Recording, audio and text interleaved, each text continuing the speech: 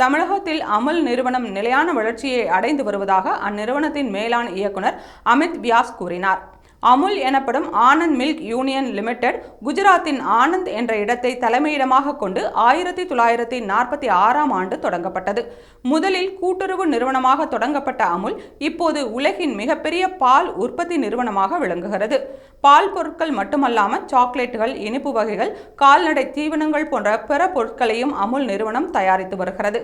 Corona பெருந்தொற்று காலத்தில் உலகில் லாபகரமாக செயல்பட்ட ஒரே பால் நிறுவனம் அமுல் மட்டுமே. சில ஆண்டுகளாகவே தமிழகத்தில் தனது வியாபாரத்தை விரிவுபடுத்தும் நடவடிக்கைகளில் இந்த நிறுவனம் இறங்கியுள்ளது. இந்நிலையில் திருச்சியில் நடந்த விவசாய கண்காட்சியில் அமுல் நிறுவனத்தின் மேலாண் இயக்குனர் அமித் வியாஸ் கலந்து கொண்டார். இதன் பின்னர் அவர் பேசுகையில், தமிழக பால் சந்தையில் அமுல் நிறுவனம் குறிப்பிடத்தக்க பங்களிப்பை வழங்குகிறது. அமுல் நிறுவனத்தின் வெண்ணெய், பாலாடை கட்டி, ஐஸ்கிரீம் போன்றவை தமிழகத்தில் அதிகளவு விற்பனையாகின்றன. ஆந்திர பிரதேசத்தின் சித்தூரில் அமுல் நிறுவனத்தின் தயாரிப்பு மையம் இருக்கிறது.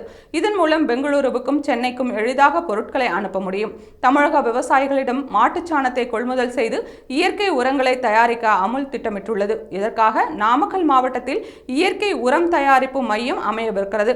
இந்த உரங்கள் பவுடர், கிரானுவல் மற்றும் திரவ வடிவங்களில் விற்பனை செய்யப்படும். இந்த திட்டத்திற்கு தமிழகத்தின் இயற்கை விவசாயிகளிடையே நல்ல வரவேற்பு இருக்கிறது என்று அமித் வியாஸ் கூறினார். மேலும் மற்ற பால் உற்பத்தி நிறுவனங்களுடன் இணைந்து விவசாயிகளின் வருமானத்தை அதிகரிப்பதே தங்கள் நோக்கம் எனவும், அந்த நிறுவனங்களுடன் போட்டியிடுவது தங்கள் நோக்கம் இல்லை என்றும் அமித் வியாஸ் தெரிவித்தார்.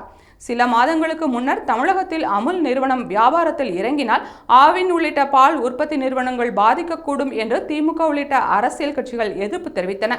இந்நிலையில் அமுல் நிறுவனத்தின் திட்டத்திற்கு தமிழக விவசாயிகள் வரவேற்பு தெரிவித்திருப்பதாக அந்நிறுவனத்தின் மேலாண் இயக்குனர் கூறியிருப்பது கவனம் பெற்றுள்ளது.